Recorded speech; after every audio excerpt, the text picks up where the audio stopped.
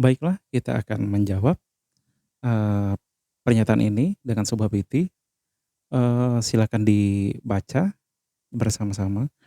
Yesus datang bukan untuk menghilangkan hukum Taurat. Oke, saya jawab, ini benar dan yang sebenarnya adalah Yesus menambahkan dirinya pada hukum Taurat, yaitu karena dia melaksanakan semua hukum Taurat, jadi dia menambahkan dirinya.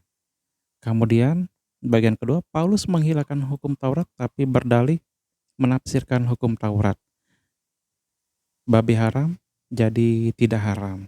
Mungkin ya titik-titiknya jadi tidak haram. Eee, ini adalah sebuah kesalahan ya, sebuah kesalahan. Pertama dari cara berpikir yang buat pernyataan atau orang-orang seperti ini, buat kita Katolik kita harus tahu ini adalah kesalahan, karena untuk belajar tentang Yesus, seseorang harus hidup bersama Yesus. Oleh sebab itu Yesus mengangkat muridnya untuk mengajari tentang dirinya dan itu diteruskan dalam sebuah organisasi dalam yang disebut dengan Gereja Katolik. Sama, jadi untuk mengajarkan tentang Paulus, orang-orang tersebut harus hidup bersama Paulus. Sebuah kesalahan total adalah orang tidak tahu Paulus tapi mengajarkan sembarangan tentang Paulus.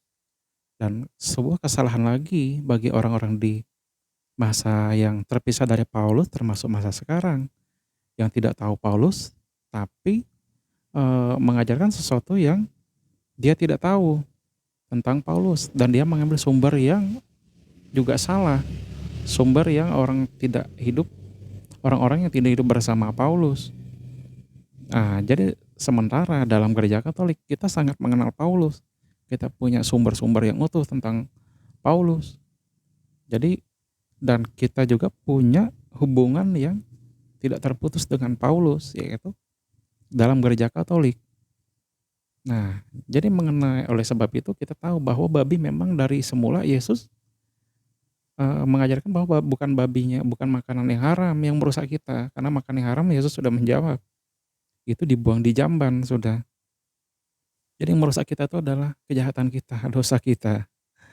Eee, inilah kesalahan dari cara berpikir seperti ini, dari pernyataan ini, inilah kesalahannya karena tidak mengambil sumber yang mengenal Paulus, itu. Jadi si pernyataan ini harus menunjukkan siapa nama sumbernya dia yang mengajarkan dia tentang Paulus begitu, sehingga dia bisa mengetahui orang ini benar atau salah. Tapi kita Katolik sudah tahu ini sudah salah total. Dan hal lain lagi standar yang dilakukan Yesus adalah hanya yang bisa memasukkan orang ke surga yang layak mengajarkan surga. Jadi kalau orang cuma ngomong-ngomong tentang surga itu adalah halusinasi atau cuma harapan kosong karena sekalipun malaikat itu dari surga, kita jarang sekali, mungkin saya tidak menemukan ya, malaikat itu mengajarkan tentang surga. Mungkin teman-teman bisa komen di bawah. Kenapa? Karena malaikat itu memang hidup di surga, tapi tidak mampu memasukkan orang ke surga. Itulah kenapa harus Yesus sendiri yang datang dan memateraikan kita untuk agar kita masuk ke surga. Jadi itulah sebuah kelayakannya. Jadi untuk mengajarkan tentang Paulus harus hidup bersama Paulus dan jelas pernyataan yang tentang Paulus ini adalah salah. Jadi buat yang pengen tahu Paulus, pengen tahu Yesus, belajarlah kepada imam-imam Katolik.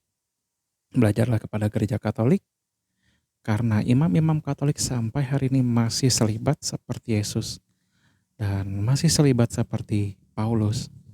Jadi kalau Anda tidak selibat, Anda sudah salah, sudah tidak selevel dengan, tidak punya level untuk menghakimi Paulus, untuk menghakimi cara Paulus berbicara.